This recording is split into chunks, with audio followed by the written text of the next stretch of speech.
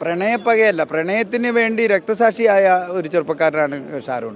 പ്രണയപ്പക ഉണ്ടാവേണ്ട കാര്യമില്ല എന്ന് പറഞ്ഞിട്ടുണ്ടെങ്കിൽ ഈ പയ്യൻ ഒരു കാരണവശാലും ഈ ഗ്രീഷ്മേനെ ചതിക്കുകയോ മറ്റെന്തെങ്കിലും ദുരുദ്ദേശത്തോടെയോ പ്രണയിച്ചതായിരുന്നില്ല. ഗ്രീഷ്മയ്ക്കും ഫാൻസ് അസോസിയേഷൻ ഉണ്ട്, പറഞ്ഞാൽ നീ വിശ്വസിക്കോ? ഗ്രീഷ്മയ്ക്കും ഫാൻസോ? ഗ്രീഷ്മയ്ക്കുമുണ്ട് ഫാൻസ്. നമ്മുടെ സമൂഹത്തിൽ തെറ്റ് ജോളി അല്ല, അല്ല, ഈ നമ്മുടെ സമൂഹത്തിലെ പ്രത്യേകത തെറ്റ് ചെയ്തവരോടൊപ്പം നിൽക്കുക, വേട്ടക്കാരനോടൊപ്പം ഇരയ്ക്കൊപ്പം നിൽക്കുന്ന രണ്ട് വിഭാഗങ്ങളുണ്ട്. അപ്പോൾ അങ്ങനെ ഒരാൾ നമ്മളിട്ട് ഒരു വാർത്തയുടെ താഴെ ഒരു കമൻ്റായി വന്നിട്ടുണ്ട്. അത് വായിച്ചുകൊണ്ട് പാർത്ത തുടങ്ങിക്കോ. തന്നെ പറഞ്ഞതുപോലെ ഈ നമ്മുടെ വീഡിയോയ്ക്ക് ഇടയിലൊക്കെ വന്നിട്ട് പല ആളുകളും കമൻ്റ് ഇടാറുണ്ട്. പലപ്പോഴും നമ്മൾ അതൊക്കെ അവഗണിച്ച് വിടാറാണ് പതിവ്. പക്ഷേ ചില കമൻറ്റുകളോട് പ്രതികരിക്കാതിരുന്നാൽ അതൊരു സമൂഹത്തിന് തന്നെ വലിയൊരു പ്രശ്നമാകും എന്ന് കരുതുന്ന ചില സാമൂഹ്യ ദ്രോഹികളുടെ കമൻ്റുണ്ട്. അത്തരത്തിലൊരു കമൻ്റാണിത്. ഇദ്ദേഹം കുറച്ച് മുമ്പ് നമ്മൾ ഗ്രീഷ്മയുടെ വിഷയവുമായി ബന്ധപ്പെട്ട് ചെയ്ത മറ്റൊരു വീഡിയോയ്ക്ക് അടിയിൽ വന്നുകൊണ്ട് നിങ്ങളൊന്നുമല്ലല്ലോ കോടതിയുടെ വിധി വരട്ടെ എന്നൊക്കെ പറഞ്ഞൊരു കമൻ്റ് ഇട്ടിട്ടുണ്ടായിരുന്നു. ഇന്ന് അദ്ദേഹം കോടതി നേരെ അദ്ദേഹത്തെ തേച്ചു എന്നാണ് എനിക്ക് തോന്നുന്നത്. കാര്യം അദ്ദേഹം വധശിക്ഷ വിധിച്ചല്ലോ. അപ്പോൾ വേറെ കമന്റുമായിട്ട് വന്നിട്ടുണ്ട്. ഇപ്പോഴത്തെ ഈ കോടതി ശരിയല്ല, മേൽക്കോടതികളുണ്ടല്ലോ. ഇല്ല, മേൽക്കോടതിയാണല്ലോ എന്നാണ് അദ്ദേഹത്തിന്റെ ചോദ്യം. അദ്ദേഹത്തിന്റെ പേര് ഹരിദാസ് SV 737 എന്ന് പറയുന്ന ഐഡിയിൽ നിന്നാണ് ഇദ്ദേഹം കമന്റ് ഇട്ടത്. ഇത് ഇദ്ദേഹത്തിന്റെ സ്വന്തം ഐഡിയ ആണോ ഇനി ഇദ്ദേഹത്തിന്റെ പിതാവിന്റെ ഐഡിയ ആണോ എന്നൊന്നും എനിക്കറിയില്ല. എന്തായാലും ആരെങ്കിലും ഒക്കെ ഐഡിയ ആണ് എന്ന് എനിക്കറിയാം. ഇതിൽ പറയുന്നത് ഒരു വല്ലാത്ത വൃത്തികേടാണ്. അതിപ്പോൾ ഞാനിങ്ങനെ പറയാമെന്ന് എനിക്കറിയില്ല. എന്തായാലും നമ്മുടെ പ്രേക്ഷകർ ഊഹിച്ചെടുത്ത് പൂരിപ്പിക്കുമെന്ന വിശ്വാസത്തിൽ ഞാൻ വായിക്കുകയാണ്. മോനെ ഡേഷിന് വിട്ടിട്ട് അമ്മ കരയുന്നതിനപ്പുറം ഞാൻ ഗ്രീഷ്മയ്ക്കൊപ്പം തന്നെയാണ്. ഹൈക്കോടതിയും സുപ്രീം കോടതിയും ഉണ്ട് ചർച്ചക്കാരെ എന്നാണ് ഹരിദാസ് ഏട്ടൻ്റെ ഈ പറയുന്ന അഭിപ്രായം അദ്ദേഹം രേഖപ്പെടുത്തിയിട്ടുള്ളത്. ഞാൻ ചോദിക്കട്ടെ, ഹരിദാസേട്ടൻ കല്യാണം കഴിച്ചില്ലെങ്കിൽ ഗ്രീഷ്മ ജീവപര്യന്തമായിട്ട് കിട്ടി പുറത്തിറങ്ങുമ്പോൾ കല്യാണം ആലോചിക്കാം. തീർച്ചയായിട്ടും നല്ല കുട്ടിയാണ്, നല്ല റാങ്ക് ഹോൾഡർ ആണ്, ഡാൻസർ ആണ്. പിന്നെ ഇടയ്ക്ക് കഷായത്തിൽ കുറച്ച് വിഷം തരുമെന്ന് മാത്രം ബാക്കിയെല്ലാം പെർഫെക്റ്റ് ആണ്. അപ്പോൾ ഇത്തരത്തിലുള്ള കമന്റുകൾ വന്നിടുന്നത് അദ്ദേഹത്തിന് എനിക്കറിയില്ല, ചിലപ്പോൾ ഒരു പക്ഷേ ഗ്രീഷ്മയുടെ ആരാധകനായി മാറിയിരിക്കാം, അല്ലെങ്കിൽ അതിനപ്പുറത്തേക്ക് ഗ്രീഷ്മ ഫാൻസ് അസോസിയേഷന്റെ സംസ്ഥാന വൈസ് പ്രസിഡന്റ് അല്ലെങ്കിൽ സംസ്ഥാന പ്രസിഡന്റും ആയിരിക്കും ഇദ്ദേഹം. അതെ. അദ്ദേഹത്തിന് ചിലപ്പോൾ ഗ്രീഷ്മ ഒരു നിഷ്കളങ്കയായ യുവതിയാണ് എന്നൊക്കെ തോന്നിയിട്ടുണ്ടാവും. പക്ഷെ കോടതിക്ക് അത് ബോധ്യപ്പെട്ടില്ല എന്നുള്ളതാണ് നമ്മൾ കാണേണ്ട ഒരു പ്രധാനപ്പെട്ട കാര്യം. ഇവിടെ ഇദ്ദേഹം പറഞ്ഞതിൽ ഒരു പ്രശ്നമുണ്ട്. കാരണം ഒരു മകൻ നഷ്ടപ്പെട്ട ആ വേദനയിൽ ആ കോടതി മുറ്റത്തിരുന്ന് ഇന്നും കരഞ്ഞിട്ടുണ്ട് ആ അമ്മ.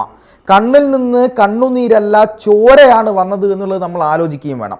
അങ്ങനെയുള്ള ഒരു അമ്മയെക്കുറിച്ചാണ് ഇത്തരം വൃത്തികേടുകൾ മാത്രം നാവിൽ നിന്ന് വരുന്ന ഈ ഹരിദാസൻ എന്ന് പറയുന്ന വ്യക്തി ഇത്തരത്തിലൊരു തോന്നിവാസം ഈ കമൻ്റായിട്ടിടുന്നത്. കമൻ്റ് എന്ന് പറയുമ്പോൾ അദ്ദേഹത്തിൻ്റെ അഭിപ്രായം ഒരു സോഷ്യൽ മീഡിയയിൽ വന്ന് അദ്ദേഹം പറയുന്നു എന്ന് തന്നെയാണല്ലോ. അപ്പോൾ അതുകൊണ്ട് ഇതിനെന്താണ് മറുപടി കൊടുക്കേണ്ടത് എന്ന് പ്രേക്ഷകർ തന്നെയാണ് തീരുമാനിക്കേണ്ടത്. അതിലൊക്കെ അപ്പുറത്തേക്ക് ഇവിടുത്തെ നിയമവ്യവസ്ഥ ഇത്തരം കാര്യങ്ങൾക്ക് എതിരായിക്കൊണ്ട്, ഇത്തരം വൃത്തികേടുകൾ വിളിച്ചു പറയുന്ന ആളുകൾക്കെതിരായിക്കൊണ്ട് ഒരു മകൻ നഷ്ടപ്പെട്ട് നിൽക്കുന്ന അമ്മയെ പിന്നെയും തേജോവധം ചെയ്ത് അവരുടെ ജീവിതം അല്ലെങ്കിൽ അവരുടെ പിടിച്ചു നിൽക്കലുകൾ, അവരുടെ അതിജീവനം, അതിനെയൊക്കെ ചോദ്യം ചെയ്യുന്ന രീതിയിലേക്ക് ഞാൻ ഗ്രീഷ്മയ്ക്കൊപ്പമാണ് എന്നൊക്കെ പറയുന്ന ആളുകളോട് എന്താണ് പറയേണ്ടത് എന്ന് പോലും എനിക്ക് മനസ്സിലാവുന്നില്ല. അദ്ദേഹത്തിന് ആ കുട്ടിയുടെ പേര് പോലും എനിക്കറിയില്ല. രേഷ്മയ്ക്കൊപ്പം എന്നാണ് പറഞ്ഞത്. ഏതോ രേഷ്മയാണ് എന്നായിരിക്കാം അദ്ദേഹം വിചാരിച്ചിട്ടുണ്ടാവുക. ചെല്ലക്കുട്ടി രേഷ്മ, ചെല്ലക്കുട്ടി എന്ന് വിളിച്ചതായിരിക്കാം, അതാവാനാണ് സാധ്യത. അപ്പോൾ ഈ തരത്തിലുള്ള ആളുകളും നമ്മുടെ കേരളത്തിലുണ്ട് എന്നുള്ളതാണ്. കാരണം നമ്മൾ ഒരിക്കലും ഗ്രീഷ്മയെ കോടതി വിധി വരുന്നതിന് മുമ്പ് വിധിച്ചിട്ടില്ല. കാരണം കോടതി തെറ്റുകാരിയാണ് എന്ന് കണ്ടെത്തിയാൽ ഗ്രീഷ്മയ്ക്ക് ഏറ്റവും വലിയ ശിക്ഷ, ഈ ശിക്ഷയ്ക്ക് കിട്ടാവുന്നതിൽ ഏറ്റവും വലിയ ശിക്ഷ തന്നെ കിട്ടണം എന്നാണ് പറഞ്ഞത്. ഇനി കോടതിക്ക് മുമ്പിൽ തെളിവുകളൊന്നുമില്ല, ഗ്രീഷ്മ നിരപരാധിയാണ്, വേറെ ഏതെങ്കിലും തരത്തിലാണ് കാര്യങ്ങൾ സംഭവിച്ചത് എന്നുണ്ടെങ്കിൽ നമ്മൾ അങ്ങനെ പറയില്ലായിരുന്നു. സ്വാഭാവികമായിട്ടും കോടതിക്ക് എല്ലാ തെളിവുകളും, ശാസ്ത്രീയ തെളിവുകളും, ഡോക്ടർമാരുടെ മൊഴികളും, ഈ പറയുന്ന ഷാരോൺ മരണപ്പെട്ടത് വെള്ളം പോലും ഇറങ്ങാതെ അവയവങ്ങളെല്ലാം ദ്രവിച്ചിട്ടാണ് എന്ന ഏറ്റവും സങ്കടകരമായ അവസ്ഥ നമ്മൾ കണ്ടതാണ്. അങ്ങനെ അത് കൊടുക്കാൻ നോക്കൂ, 22 വയസ്സ് പ്രായമുള്ള ഒരു പെൺകുട്ടിക്ക് എങ്ങനെയാണ് ഇതൊക്കെ ഇത്രയ്ക്ക് വിദഗ്ധമായി പ്ലാൻ ചെയ്യാൻ കഴിയുന്നതെന്ന് ആലോചിക്കണ്ടേ. കഷായം വാങ്ങുന്നു, കോകിലാക്ഷം കഷായമാണ് വാങ്ങുന്നത്. ഇത് ആരാ പറഞ്ഞത്? ചിലപ്പോൾ ആർക്കെങ്കിലും നീർക്കെട്ടിന് എഴുതി കൊടുത്ത കഷായമായിരിക്കും.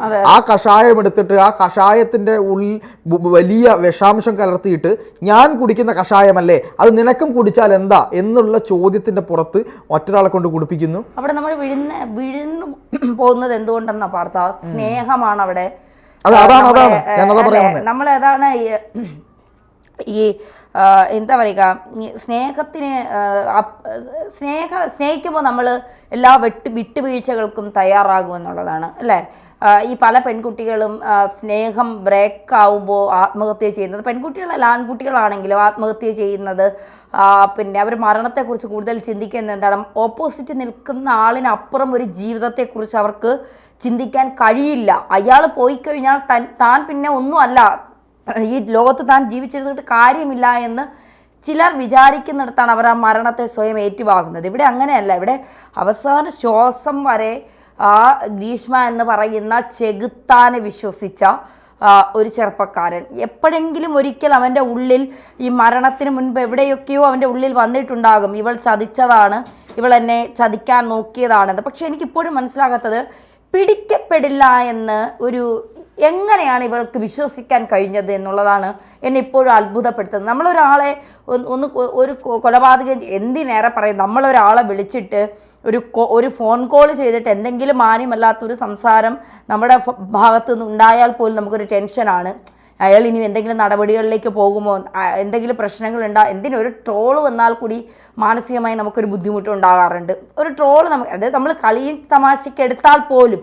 പക്ഷേ എന്നിട്ടും ഇവൾ നമ്മുടെ നിയമവ്യവസ്ഥയെ ഭയമില്ല, നമ്മുടെ നീതിന്യായ വ്യവസ്ഥയെ ഭയമില്ല, നമ്മുടെ പോലീസിനെയോ കോടതികളെയോ ഭയമില്ല, എന്നെ ആർക്കും ഒന്നും ചെയ്യാൻ കഴിയില്ല, ഒരു തെളിവും ഞാൻ ഉണ്ടാക്കിയിട്ടില്ല, അതിന് വേണ്ടിയിട്ട്. അപ്പം എനിക്ക് തോന്നി അച്ഛനും അമ്മയും അല്ലാതെ കൃത്യമായി ഇവൾക്ക് പിന്നെ ഉപദേശം നൽകാൻ, അല്ലെങ്കിൽ കൃത്യമായി ഈ കൊലപാതകം കൃത്യമായി ആസൂത്രണം ചെയ്യാൻ തലയ്ക്കകത്ത് ഇവളെക്കാളും കുറെ കൂടെ ക്രിമിനൽ മൈൻഡുള്ള ആരോ ഇതിനുള്ളിൽ പ്രവർത്തിച്ചിട്ടുണ്ട് എന്ന് പലപ്പോഴും ഞാൻ ചിന്തിക്കാറുണ്ട്. നമ്മളെ പോലീസാണ്, അവർ കൃത്യമായി അന്വേഷണം നടത്തി അങ്ങനെ ആരെങ്കിലും ഉണ്ടായിരുന്നെങ്കിൽ അവർ തീർച്ചയായിട്ടും അവർ പുറത്ത് കൊണ്ടുവന്നേ. പക്ഷെ അതിൽ വേറൊരു കാര്യം എന്ന് പറയുന്നത്, ഈ ഗ്രീഷ്മ പലപ്പോഴായിട്ട് ഇന്റർനെറ്റിൽ തിരഞ്ഞ ഒരു കാര്യം, ബ്ലഡിൽ നമ്മൾക്ക് ലക്ഷണമില്ലാതെ എന്നല്ല, ഈ ബ്ലഡിൽ അതിൻ്റെ സാമ്പിൾ കാണിക്കാതെ നമ്മുടെ രാസപരിശോധനയിലോ മറ്റു പരിശോധനകളിലോ അതിൻ്റെ ഈ പറയുന്ന പോലെ അതിൻ്റെ ഒരു തരത്തിലുള്ള സാമ്പിളുകളോ അല്ലെങ്കിൽ ബ്ലഡിൽ അതിൻ്റെ അംശങ്ങളോ നിലനിൽക്കാത്ത വിഷങ്ങൾ ഏതൊക്കെയാണ് എന്നത് ഗ്രീഷ്മ പലതവണയായിട്ട് തിരഞ്ഞിട്ടുണ്ട്. അതിൽ അവൾ കണ്ടെത്തിയത് തന്നെ ഏറ്റവും ഈ കളനാശിനി വിഭാഗത്തിൽപ്പെടുന്ന ഉള്ളിലെത്തിക്കഴിഞ്ഞാൽ അത് അതിഭീകരമായി നമ്മുടെ ആന്തരിക അവയവങ്ങളെ ബാധിക്കുന്ന, പക്ഷേ 48 മണിക്കൂറിനകത്ത് ബ്ലഡിൽ നിന്ന് ഇതിൻ്റെ അംശം പോകുന്ന തരത്തിലുള്ള ഒരു വിഷാംശമാണ് ആര് കൊടുത്തത്, ഈ പറയുന്ന ഗ്രീഷ്മ കൊടുത്തിട്ടുള്ളത്. അതുകൊണ്ട് തന്നെ ഇതുവരെയായിട്ടും ഈ വിഷം ഉള്ളിൽ ചെന്നാണ് മരണം എന്നുള്ളതിൻ്റെ സയൻറ്റിഫിക് ആയിട്ടുള്ള തെളിവുകൾ ലഭ്യമല്ല എന്നുള്ളൊരു കാര്യം കൂടെ നമ്മൾ ആലോചിക്കണം. കാര്യം ഈ വിഷം ഉള്ളിൽ ചെന്നു എന്നുള്ളതിന് തെളിവില്ല. പക്ഷെ അവിടെ ദൈവത്തിൻ്റെ കയ്യൊപ്പ് എന്നുള്ളത് പോലെ ഇവൾ മറന്നുപോയൊരു കാര്യമുണ്ട്. ഡോക്ടർമാർ ആൻഡ് ഫോറൻസിക് വിദഗ്ധർ അവർ പറഞ്ഞത്, ഇത്തരം വിഷങ്ങൾ ഉള്ളിൽ ചെന്ന് കഴിഞ്ഞാൽ ഉണ്ടാകുന്ന ലക്ഷണങ്ങളുണ്ട്. ആ ലക്ഷണങ്ങൾ ഷാരോണിൻ്റെ ശരീരത്തിലുണ്ടായിരുന്നു. അത് വേറൊന്നും കൊണ്ട് വരില്ല. ഒരു ചെറിയ കാര്യം കൂടി പറയട്ടെ. അതായത് ഇന്ന് DYSP ജോൺസൺ, അന്വേഷണ ഉദ്യോഗസ്ഥനായിട്ടുള്ള ജോൺസൺ, അദ്ദേഹം പറഞ്ഞൊരു കാര്യമുണ്ട്. അത് മാധ്യമങ്ങളോടെല്ലാം അദ്ദേഹം പറയുമ്പോൾ പലർക്കും സങ്കടം വന്നൊരു കാര്യമാണ്. ഇത് നിങ്ങൾ വിചാരിക്കുന്ന പോലെ ഇതൊരു പ്രണയക്കൊലപാതകമൊന്നുമല്ല. ഇത് യഥാർത്ഥത്തിൽ പ്രണയത്തിന് വേണ്ടി രക്തസാക്ഷിയായ ഒരാളുടെ കഥയാണ്, ഒരു ചരിത്രമാണ് എന്ന് പറഞ്ഞിട്ടുണ്ട് അദ്ദേഹം. എന്നിട്ട് അദ്ദേഹം പറഞ്ഞത്, ഈ കരളുണ്ടല്ലോ, തൻ്റെ ഏറ്റവും പ്രിയപ്പെട്ടവൾക്ക് വേണ്ടി അവൻ കൊടുത്ത കരൾ, ആ കരളിൽ തന്നെ അവൾ വിഷം ചേർത്ത് ആ കരളിനെ ഇല്ലാതാക്കി അവനെ കൊന്നുകളഞ്ഞു എന്നാണ് ജോൺസൺ സാർ പറഞ്ഞത്. അതിലെല്ലാം ഉണ്ട് എന്നാണ് ഞാൻ വിശ്വസിക്കുന്നത്. ജോൺസൺ സാറിനെ കുറിച്ച് പറയുമ്പോഴാണ്, ജോൺസൺ സാറിനെ കുറിച്ച് പറയാൻ ഒരുപാട് കാര്യങ്ങളുണ്ട്. അത് ഈ എപ്പിസോഡിൽ തീരില്ല. തീർച്ചയായിട്ടും അത് നാളെ മീഡിയ മലയാളത്തിലൂടെ, കാരണം ഷാരോൺ മരിച്ച അന്ന് മുതൽ ഗ്രീഷ്മയെ പ്രതിയാണെന്ന് കണ്ടെത്തി അതിനുശേഷം ജയിലിൽ അടയ്ക്കുന്നത് വരെ ഈ കേസിന് പുറകെ ഉണ്ടായിരുന്ന പ്രമുഖ മാധ്യമങ്ങളോടൊപ്പം പുറകെ ഉണ്ടായിരുന്ന ഒരാളാണ് ഞാനും എൻ്റെ ബ്രദറായിരുന്ന എൻ്റെ ക്യാമറാമാൻ അഖിൽ നാഥ് എന്ന് പറയുന്ന പുറത്ത് ജോലി ചെയ്യണം അവനിപ്പോൾ. അപ്പോൾ ഞങ്ങളുണ്ടായിരുന്നു. അപ്പോൾ ജോൺസൺ സാറിനെ കൂടുതൽ അറിയാനും അദ്ദേഹത്തോടൊപ്പം ഒരുപാട് സമയം ചെലവഴിക്കാനും സംസാരിക്കാനും ഒരുപാട് തെളിവുകൾ കണ്ടെത്തുന്ന സമയത്തും അദ്ദേഹത്തോടൊപ്പം ഉണ്ടാകാനും മറ്റു മാധ്യമപ്രവർത്തകരെ പോലെ തന്നെ ഉണ്ടാകുവാനും ഒക്കെ സാധിച്ച ഒരാളാണ് ഞാൻ. അപ്പോൾ പലപ്പോഴും എനിക്ക് തോന്നിയിട്ടുണ്ട് അദ്ദേഹത്തെക്കുറിച്ച് പറയാതെ പോയാൽ ഈ കേസ് ഒന്നുമല്ല എന്നുള്ളത്. അദ്ദേഹത്തെക്കുറിച്ച് പറഞ്ഞു തന്നെ പോയാൽ ഈ കേസിന്